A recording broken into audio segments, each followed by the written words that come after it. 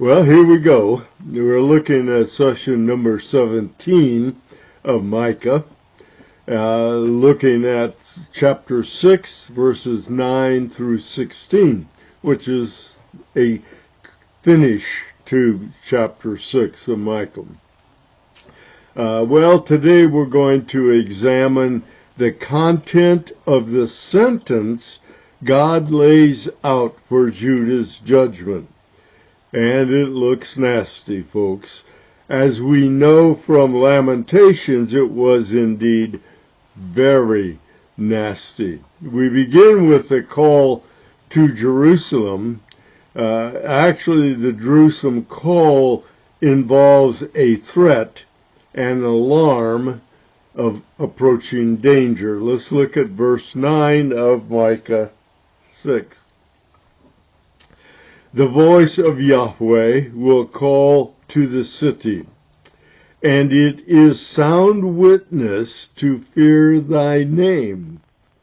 Hear, O tribe, who has appointed its time. In other words, there's a warning. Listen up. Something's coming. You know it's appointed by God, so you better listen up and see what's going on. The rhetorical question tells Judah who has the approaching judgment. And the one who has that judgment is, of course, Yahweh. The psalmist said as much, including an appropriate result for Judah. I'm not sure this is what the psalmist had in mind, but it's in Psalm 86, verse 11. Teach me thy way, O Lord.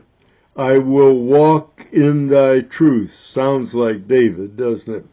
Unite my heart to fear thy name.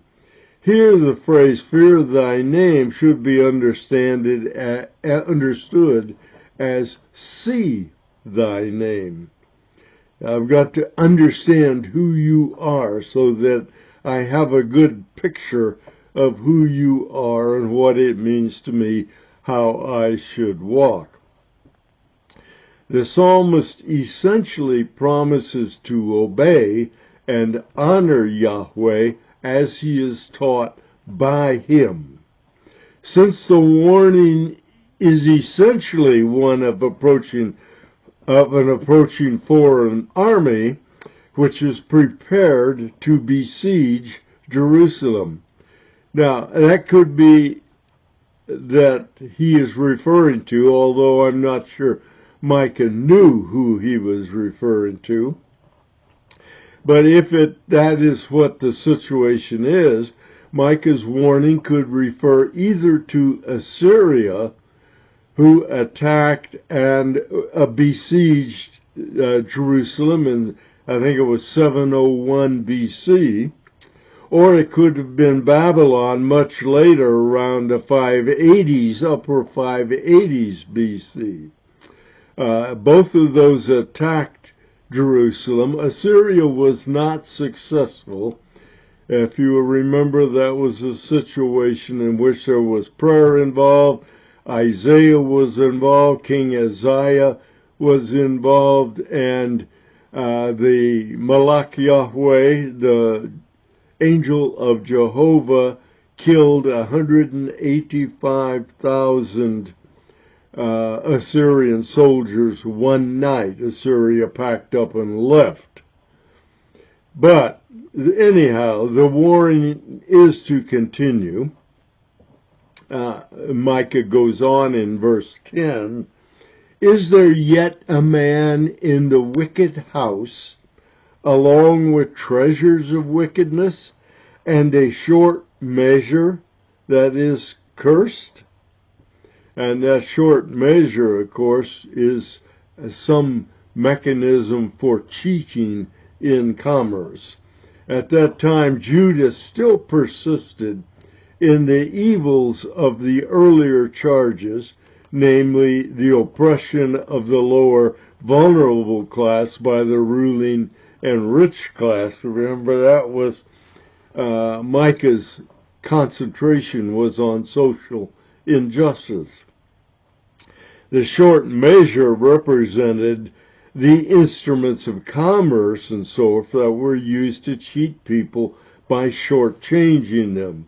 Bad scales, other kinds of devices too. The oppression was evidently a well-entrenched system. So people were being oppressed, at least the lower classes were being oppressed. Solomon had warned something of this earlier in Proverbs, Proverbs 10:2. Ill-gotten gains do not profit, at least not in the long run, but righteousness delivers from death. The permanent blessing comes from righteousness. Moses also trumped in here a bit. In Leviticus 19, verses 35 and 36. You shall do no wrong in judgment, in measurement of weight or capacity, meaning weight or volume. You shall have just balances, you shall have honest scales, just weights, a just ephah, that's a size of measure, and a just hin, another size of measure. I am Yahweh your God who brought you out of the land of Egypt. So the people knew that honesty in dealings with each other was God's desire, God's choice. But the warning implied that the coming punishment was deserved. And not only was it deserved, it's imminent. It's right here at your door, Micah is saying.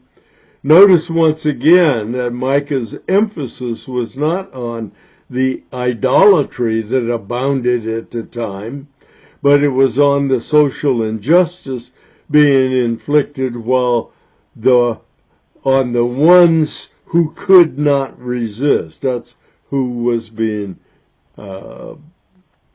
hammered on. Yahweh pleads the case of his holiness. Micah 6, 11, and 12. Can I justify wicked scales and a bag of deceptive weights? For the rich men of the city are full of violence. Her residents speak lies, and the tongue is deceitful in their mouth. So, he had warned us a few verses earlier of much like this in 6:8. He has told you, O man, what is good, and what does the Lord require of you? 3 things, but to do justice, love kindness, and to walk humbly with your God. So, by comparison, we have been given a list of Judah's sins: violence of one class toward another, lying, notice no distinction among classes was given here, deceit of one to gain advantage over another. So violence, lying, and deceit were the 3 sins listed here in the last part of Micah 6. And what was Yahweh's promised sentence? Well, look at verse 13. So also I, Yahweh, will make you sick, striking you down, desolating you because of your sins. So God assumes responsibility for what happens in the judgment to come. And who will be the agent responsible for the sentence? Again, Yahweh himself. And since it is Yahweh, all your efforts to forestall the effects will be rebuffed. So not only is it going to come, it is close and you can't stop it. Micah 6 verses 14 and 15. You will eat, and here's the consequences. You will eat, but you will not be satisfied. And your vileness, that's one of those words again, folks, vileness, vileness, will be in your midst. Your vileness is vileness, had to stop at en out of the middle. Vileness will be in your midst. It's going to be right there among you. You see it all around. You will try to remove for safekeeping, but you will not preserve anything. He says you'll struggle against it. It won't help. And what you do preserve, I will give to the sword. So even anything you believe you're going to be successful in saving, forget it. I'll take it another way in wartime. You will sow, but you will not reap. You will tread the olive, but will not anoint yourself with oil, and the grapes, but you will not drink wine. Nothing is going to be effective to help you. You're going to see deprivation, and it's going to be unpleasant. All your efforts to forestall it or overcome it will be unproductive. How Hosea and Amos had told the northern kingdom much the same thing earlier. Hosea 12:7, for example, a merchant in whose hands are false balances, he loves to oppress. Amos 8:5, saying, when will the new moon be over? This would be commerce people. So that we may sell grain, and the Sabbath, that we may open the wheat market, to make the bushel smaller, give you less than you pay for, and the shekel bigger. The dollar will buy more, we will charge you for more, but we will give you less. We will cheat with dishonest scales. So both Hosea and Amos said commerce is going to go awry. The upper class will harass, oppress the lower classes. Lamentations made that same point later after the devastation by Nebuchadnezzar and Babylon. In Lamentations 2:15 and 16, we see a description of how it was. All who pass along the way clap their hands in derision at you. He's speaking to Judah, of course. People who go by in Israel will take a look at you and just shake their heads. They hiss and shake their heads at the daughter of Jerusalem. They're looking at the people of Jerusalem and oh man, is this the city of which they said the perfection of beauty, a joy to all the earth? That's mocking them, saying, is this what you are? Look at you. All your enemies have opened their mouths wide against you. They hiss and gnash their teeth. They say, we have swallowed her, Jerusalem, up. Surely this is the day for which we waited. We have reached it. We have seen it. They said they're just gloating over the status of Jerusalem after its destruction by Nebuchadnezzar. Then Micah moved on in our last verse for today, last verse of chapter 6. He moved on to include the religious error of idolatry. He hasn't said much about it, but he's not going to let you know that you're innocent here either.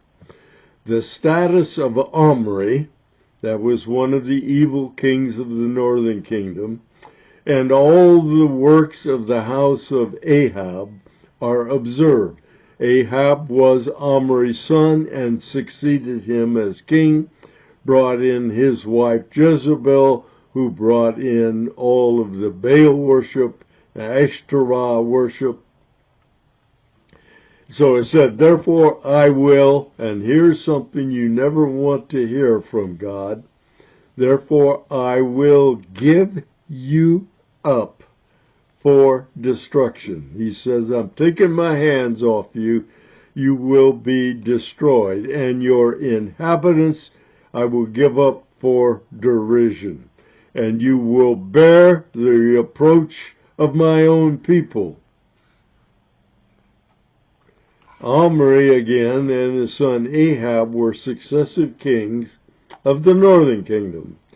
And, as all kings of the northern kingdom were evil kings, allowing Jezebel and the priests of Baal and Ashtoreth to expand false worship throughout the northern kingdom. And that false worship spread all the way to Jerusalem. Remember, Micah had reminded Judeans that they were not innocent of the same sins as the northern kingdom. So Micah tells us or reiterates that Judah was also infected by the evil spread by Omri and Ahab. The sentence essentially claimed that everything was to be shut down to the extent that nothing accomplished anything or satisfied anyone as it had in the past. What you eat, what you put on yourself, what you drink, none of that's going to be satisfying again.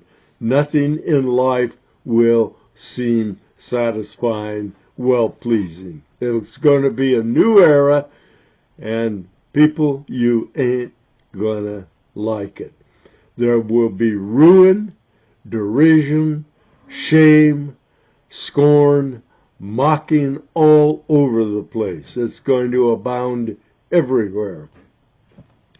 All of that on behalf of the sins of idolatry and social injustice run amok. Kiss national dominance and prosperity goodbye. They are gone. They had been warned when they became God's nation, God's chosen nation, back in Leviticus 26:32. And I will make the land desolate, so that your enemies who settled in it shall be appalled over it. And he was speaking in any case where they cease to follow the rules of the covenant. And it's going to be notified again after Babylon's invasion. After the exile had begun, Ezekiel, who was speaking from captivity, by the way, in 26:16 says this, Then all the princes of the sea will go down from their thrones, remove their robes, strip off their embroidered garments. They will clothe themselves with trembling. They will sit on the ground and tremble every moment and be appalled at you. He said, all of your princes, all of your leaders, all of your rulers, they're going to be out and they're going to see what's happened, and they're just going to sit there and shake. They can't do anything about it. All these consequences should have been expected by the Israelites for Yahweh through Moses, and the promise of curses in Deuteronomy 28 on, when not keeping the covenantal requirements. So these people knew why these things were happening. Let me go back and remind you what Moses told them in Deuteronomy 28, verse 20. Yahweh will send upon you curses if you don't follow the rules of the covenant. Yahweh will send upon you curses, confusion, and rebuke in all you undertake to do it. So it's going to be widespread. Everything you attempt is going to be under kibosh in all you undertake to do, until you are destroyed and until you perish quickly on account of the evil of your deeds, because you have forsaken me. So Yahweh says, don't be surprised. You knew this was coming. I promised it. I keep my promises. Even when you're unfaithful, I keep my promises. Heavy news. It was a declaration of war, a declaration of woe, a declaration of doom, an oracle of doom. But you know by now that Micah never stops with woe. Next time, we're going to move into chapter 7, the final chapter, as Micah moves on to a two-part lament addressed directly